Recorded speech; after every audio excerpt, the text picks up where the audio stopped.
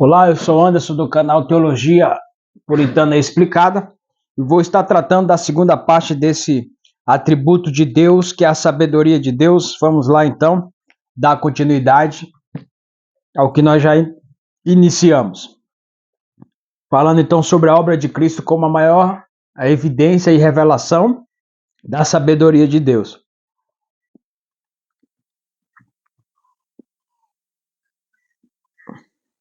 Mas a pessoa de Cristo também revela a sabedoria proeminente de Deus, pois na encarnação o finito se une ao infinito.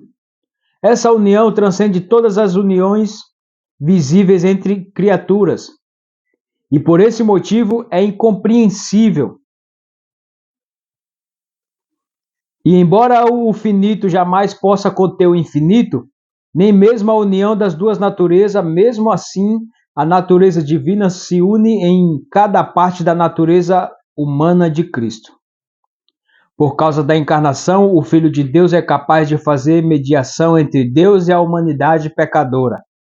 Charnock expressa muito bem com as seguintes palavras, que é um texto que nós temos aqui. Então vamos ver se a gente consegue entender aqui o que ele falou, Charnock. É uma natureza que fez a lei se une a uma natureza sobre a lei. Ou seja, a lei, que é perfeita, se uniu a uma natureza que estava sobre a lei, debaixo da lei. Ou seja, e evidentemente pecadora, né? Porque estava debaixo da lei e ninguém conseguiu cumprir a lei a não ser Cristo, né? Você quer sair, pai? Tudo em uma única pessoa. Então vamos lá. Vamos ler então esse texto que Charnock escreve aqui. Ele é um verdadeiro mediador entre pecadores mortais e o justo imortal. Ele esteve próximo de nós mediante a fragilidade de nossa natureza. Moisés, não pega aí, tá? Não pega aí. Não. Chama ele, nega. Quer subir no colo do pai?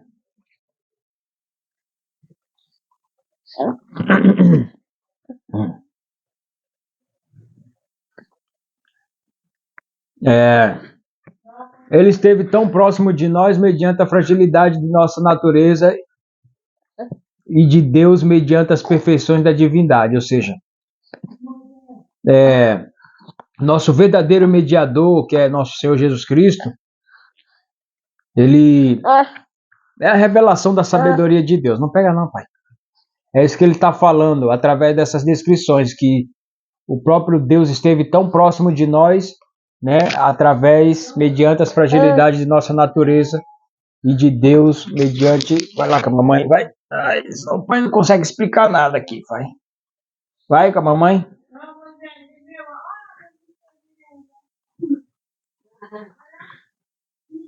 Então vamos lá.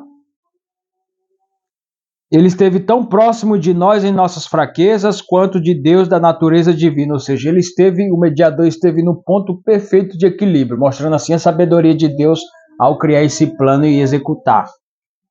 Quando ele esteve tão próximo da natureza pecadora do homem, né, mas não pecador, esteve próximo, e também esteve tão próximo de Deus com a sua perfeição, certo? Porque ele sim tinha esse acesso a Deus já na época, né? Quando se fez carne, né? Esse elo tão próximo de Deus. Não há nada que pertença à divindade e ele não possua. Cristo, né? Não há nada que pertença à natureza humana com que ele não esteja vestido. Ele possui tanto a natureza que oferenda, quanto a natureza que fora.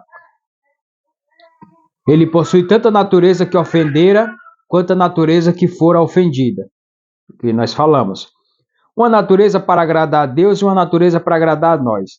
Uma natureza mediante a qual ele conhecia por experiência a excelência de Deus, né, que é a sua parte divina, e enormidade da ofensa, que é a parte humana.